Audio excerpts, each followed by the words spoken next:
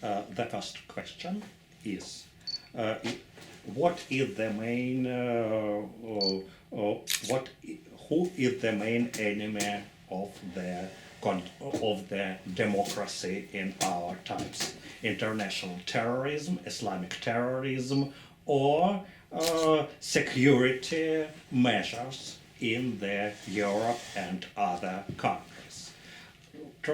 All the measures trying to put limits to democracy for the reasons of security. Who are the main enemy of democracy?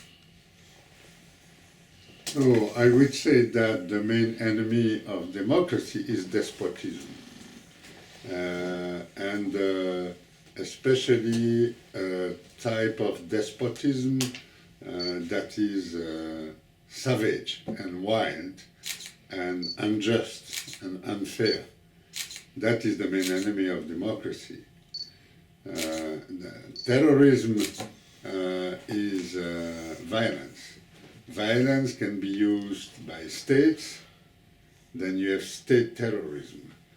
Or you can have violence used by groups, then it is group terrorism. But there are many kinds of terrorism. So terror is always against democracy. What I want to say is that it can also be produced by states. So, but now we see that Islamic terrorism tries to make the state of the new type. The Islamic State is the state of new type, pretending to be contemporary in all. Contemporary in the methods, in the media, in communicating rules, in rules of the network governing of their territories, and using of the new media and social technologies to exercise its power. If we could say that this terroristic state or states are states of new type, or this is only gangs using some achievements of the modern state for their private means, for their private aims. Now, if we want to speak concretely of Daesh, since it is the main threat today, I don't think it's just a gang. Even though they may have gangster methods, it's really a more organized attempt to build up a state that is based on intimidation and terror. That's true. Yes.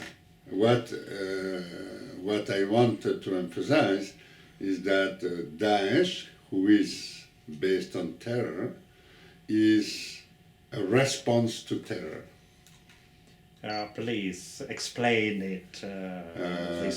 This very interesting, this very interesting position.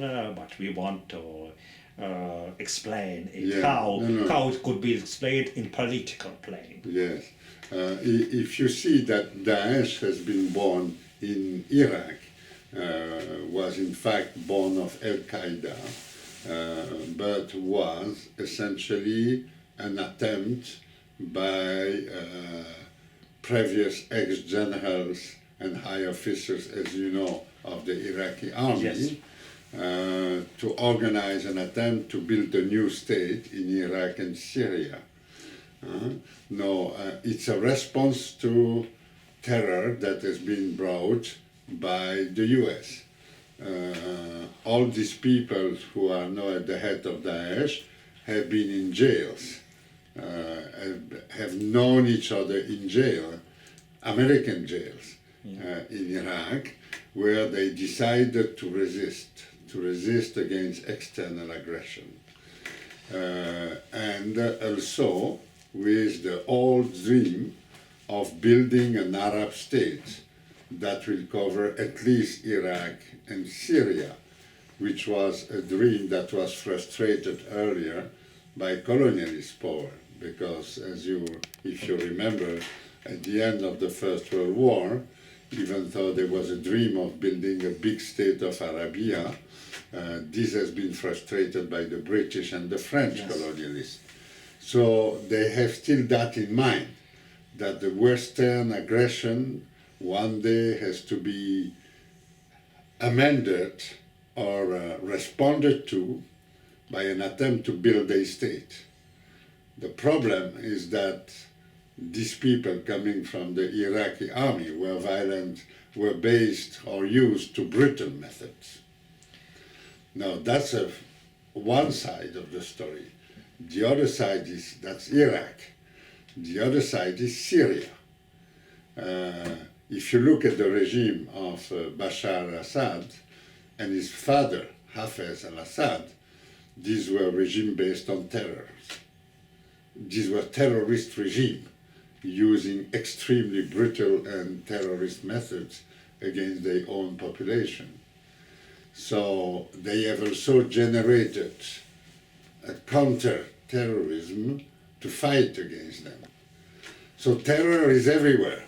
It has been brought from outside by the US in Iraq, because they've used very brutal methods to repress the Ba'athist system.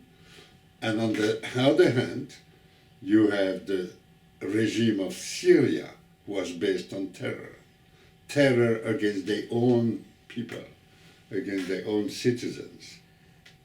But the paradox of the Islamic State of the Daesh, that it uses the anti-colonial rhetorics and anti-colonial slogans as liberation from the world powers and building the state in the form they want. But they use neo-colonial methods as moving of the population, as using of slavery, as speculations of the world bourses and world market, and so on. How to dissolve, how to break this this contamination, this unnatural contamination of anti-colonialism and colonialism, of anti-colonial rhetorics and neo-colonial and in some aspects neoliberal practice. Mm-hmm. No, I agree with that. These people are going to replicate a terror logic that was already there before. The problem is that they will reproduce it. No, the question, how to do that? That's the most difficult question, because the real question is, can we, from the outside world, I mean either the Western powers or Russia, can we stop them? And can we stop them by bombarding them? And that's the question today. If you ask my opinion, it is not possible to do that by bombarding them. No war can be won by just bombarding people. That doesn't work. You have to have people on the ground. Now you could say you have people on the ground. Yeah, you have some. You have the Kurdish people. Yes, so it's not enough. Yeah. So the real question is that probably the reality on the ground will be determined by people from the area. And people from the area mean people from the Middle Eastern area, which means Turkey, Saudi Arabia, and Iran, which are major powers who are people on the ground.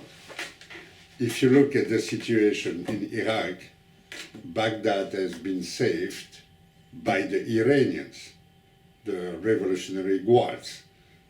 Militia from Iran have enabled the Iraqi to save Baghdad, otherwise Daesh would be in Baghdad today. If you ask Damas, who have enabled Damas to remain Damas under the control of the Assad regime, It is not Syrian army. It is Hezbollah, and it is against the Revolutionary Guard from Iran. If they were not there, Damas would be in the hands of the rebels. So wherever you look at it, it's always local forces by big powers who are ready to put soldiers on the ground that are able to change the situation. Yes. And how you interpret the Daesh mentality? Are they deeply convicted religious people, fanaticists, or they are cynicists who only use religious slogans or anti-modern slogans to do their real politics, or cynical real politics? What is the main trend in the development of the Daesh ideology? Cynicism and real politics, or religious illusions or political illusions of the third world? At the top, at the brain level, it is a completely cynical approach that consists of using any means at their disposal to achieve their aim. So in that sense, it's really an extremist movement, if you want. They have an objective, and they want to achieve their objective at any cost, with any instruments in their hands. Now it happens that they thought that the best instrument to achieve what they want is to use Islam and the jihad. It's by claiming jihad that they can recruit foot soldiers who are ready to fight for them.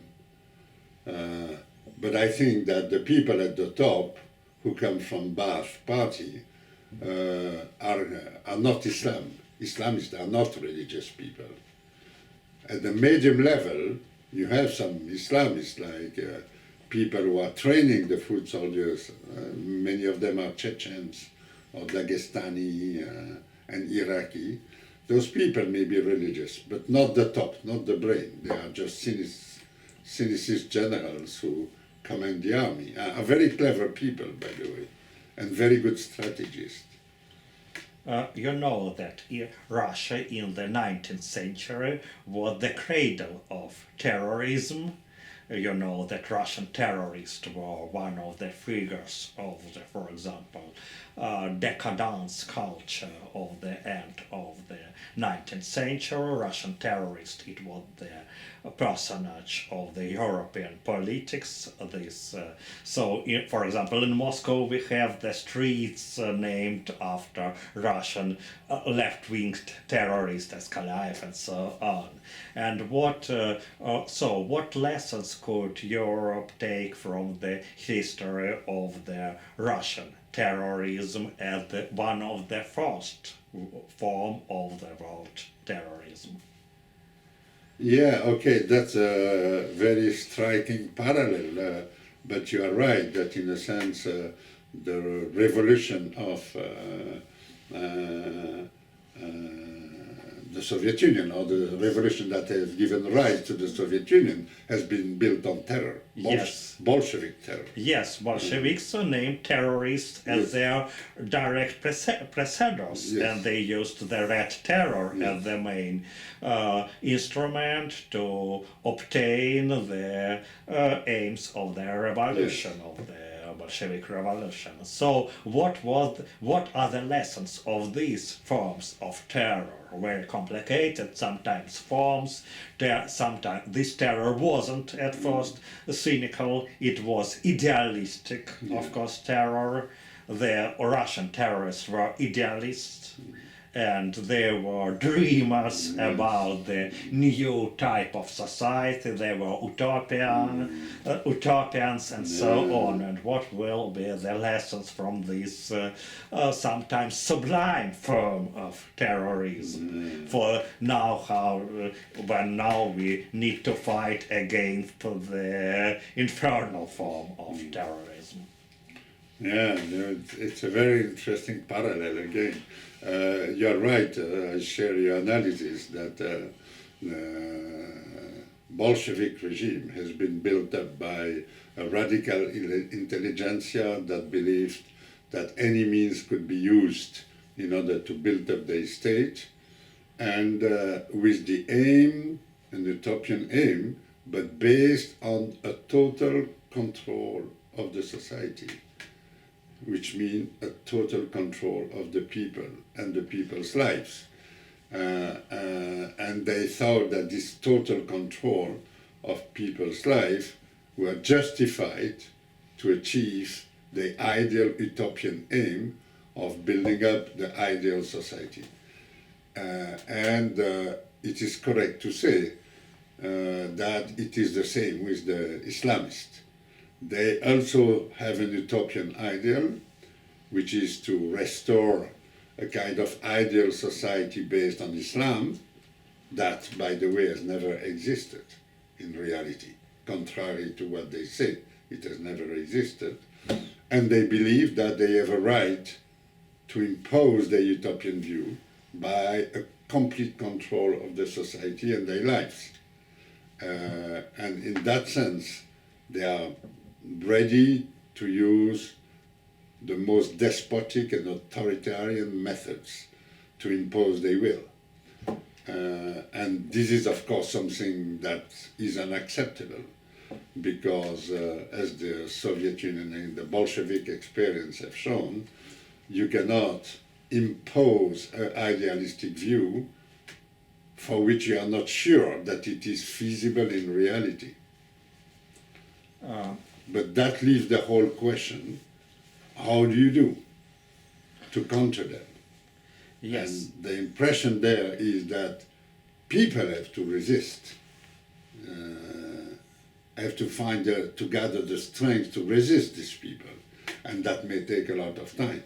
They have to experience the cruel experience of this tyranny before they're able to resist. So that comes us back to the question: what is the role of external intervention in this context? My belief is that it is extremely difficult to interfere from outside now, because you are intervening in a kind of civil war context, and whatever you do put you or align you with one side against the other. And that is what is very dangerous today. So, and if we could name the what Islamic State seeking for restoration of Islamic order, as we know, for example, restorations in Europe, as restorations of Bourbons and so on, and could be this imitation of Caliphate name as restoration of Islamic order, real or imaginary. We know that all restorations are restorations of imaginary order more than real order. No, that's what they have in mind. They really believe that this can be done. You see, they hate disorder, civil war. They think you need a strong power to put an end to it. And it's a very old idea in Islam that in the name of Islam, which is a cosmopolitan, universal idea, you could overcome all tribal conflicts that in fact are destroying these countries, whether in Iraq or in Afghanistan. So in the name of a superior ideal, which is Islam, you could kind of put an end to civil disorder. Like in Russia, it was the idea of communism as a kind of universal religion, even though it was not conceived as a religion, but behaved as a religion, and a universal ideal with a kind of mystique that they thought they could reunite Russia and the opposing forces within the body of Russia. So the same idea is there, yes.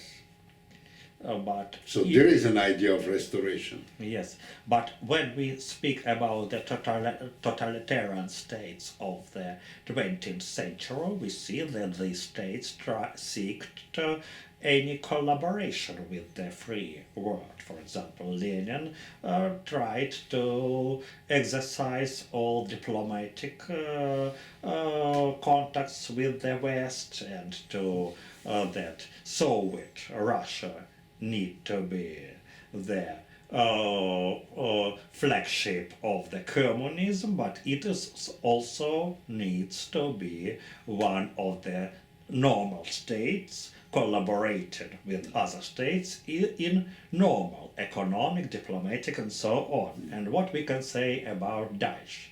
Will they seek any means to collaborate with other world, or their order is virtual order, or they live in the kind of computer game without any word except the word of their game they play in their real time and real mood. No, this is a difficult issue, because so far they haven't shown that realpolitik, sense of making allies. They seem to be ready to confront any states, even though we still don't know much what are the states that are possibly behind them. Probably there is no official state supporting Daesh, but I guess they have some support from some states in some respect in the area. But it's a question as to why they went so far as attacking or bombing Paris, for instance, making enemy of the West. It's not clear whether it is suicidal on their part or not. I believe they are too clever to have a suicidal attitude. I think for the time being, their objective is to polarize any society where there are Muslims, to try to create a divide between the Muslims and the non-Muslims, and to rally Muslim populations to their cause, so that they can recruit a lot of Muslims, even those who live in Western or in other countries than Arab countries or Middle Eastern countries or Muslim-dominated countries.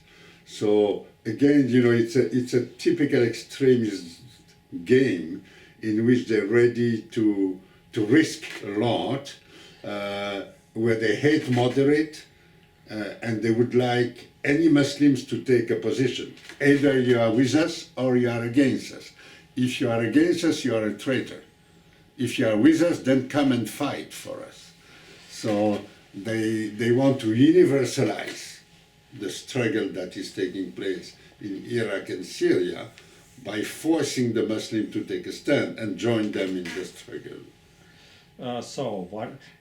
What is the way to overcome this mentality of dividing all words on traitors and real Muslims? Well, if they're, for example, in Islamic culture or in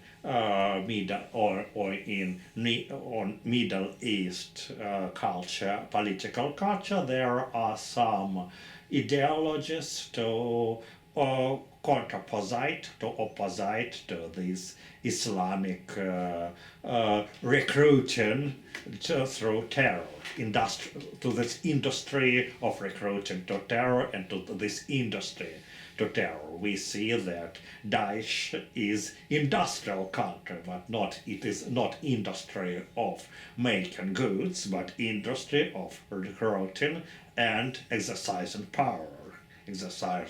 terroristic power. And what could be opposite to this industrial model of terrorism?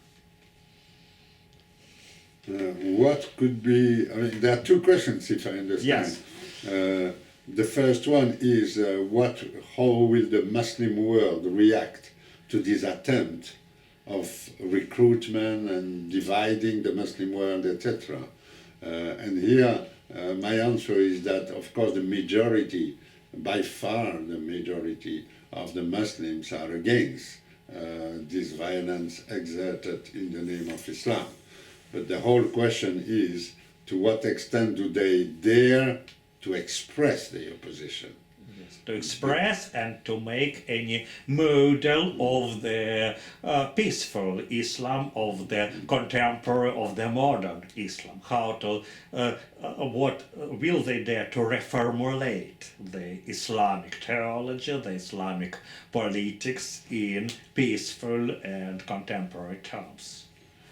But I don't think they need to do that because, as you know, Islam is a very flexible doctrine that you can interpret in so many ways. So what is needed is just to reassert what has been the normal or the dominant interpretation of Islam that was there for centuries. The problem is that the minority which use this jihadist ideology are people who use terror, and I think that this is intimidating ordinary Muslim people who may be afraid because they will be on the front line. If you want to express moderate views in the presence of Islamist threat, you as a Muslim, as a moderate Muslim, you will be the first target for terror because they hate moderate people. So a moderate Muslim will be considered as a primary target as compared even to non-Muslim people. But that's the usual tactic. It was the same with the Bolshevik. They would target first moderate liberals or intellectual liberals in Russia because the moderate people are the most dangerous, precisely because they want to find a peaceful solution. And they want to talk, and they want to dialogue, and they are ready to compromise. By definition, an extremist is not ready to any compromise.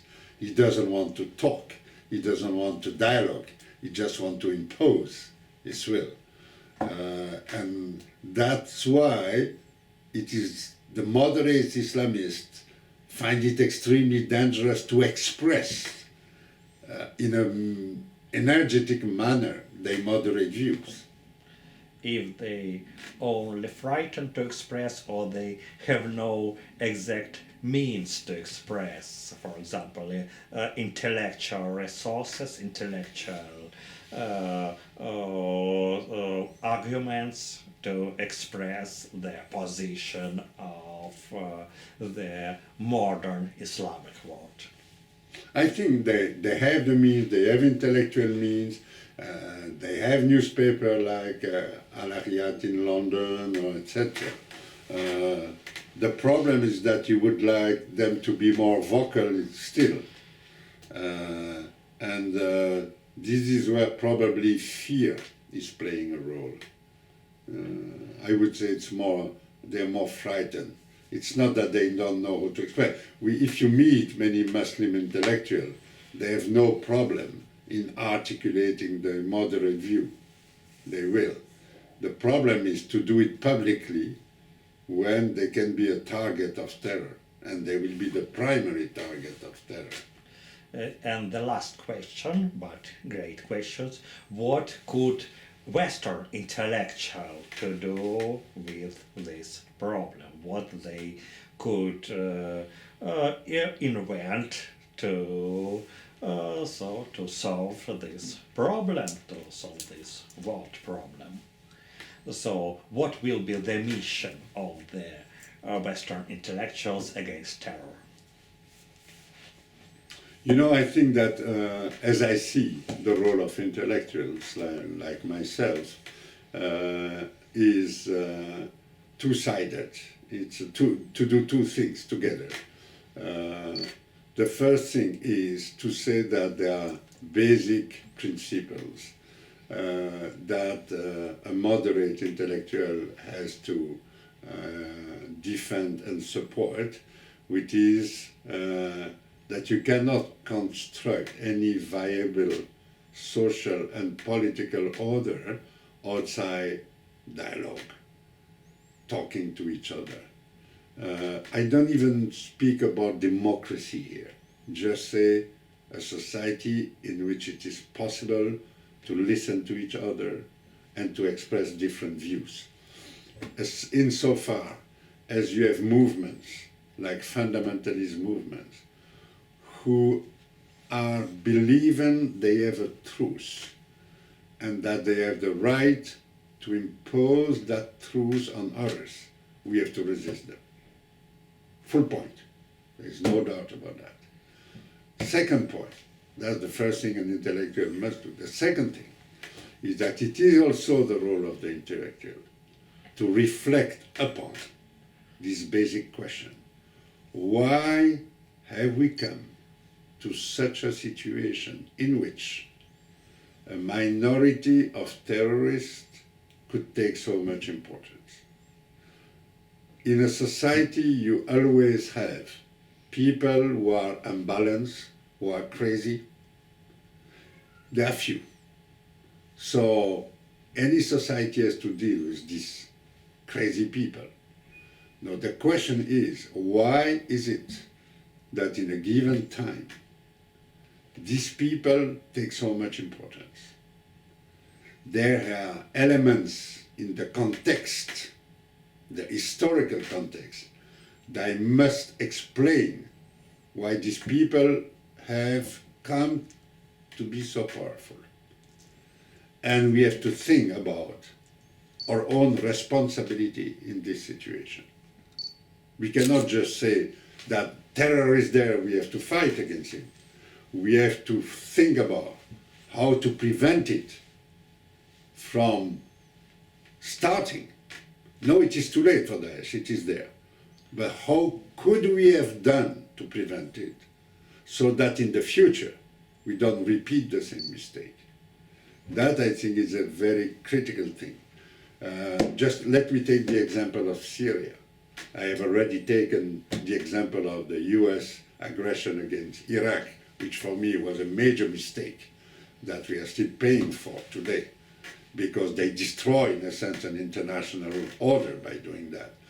But take the example of Syria. The demonstration against Bashar al-Assad were peaceful demonstrations, not by terrorists. It was people with no arms in their hands who defended and protested against the regime because the regime had initially arrested children. Now, this degenerated because the regime used weapons and shot at civilians and used the normal weapons of terrors, especially torture, torturing people, killing children, willingly, purposely killing children. That has created an opposition that became more and more violent. This opposition in Syria was essentially led by defectors from the Syrian army. The people who hold their weapons in hand were Syrian army soldiers who defected from the army of Bashar al-Assad. So when you think about the thing that happened then, of course it was going to become a nasty war, and there was a time when it was demonstrated that the Syrian army used gas against their population, where we say we should stop that with a no-fly zone. When that came, we didn't do it. And when I say we, it means President Obama for the US, David Cameron from the UK, pulled out by trying to find another solution. They say using gas against the population is a red line. When the red line was trespassed, they didn't move. They found a compromise. The only country that say we are ready to send planes to ensure the no-fly zone was France. President Hollande said France is ready to send planes for the no-fly zone. Cameron said, I need to consult with the commons, the parliament. Obama said, the Congress, I need to consult with Congress. And we knew that Congress will have opposed it. So that was a critical time where you could have protected the civilian population against the planes of the Syrian army. You would have prevented Daesh. Daesh was not there at that time. Jabhat al-Nusra was there. They would have been blocked too. Syrian army would have been blocked.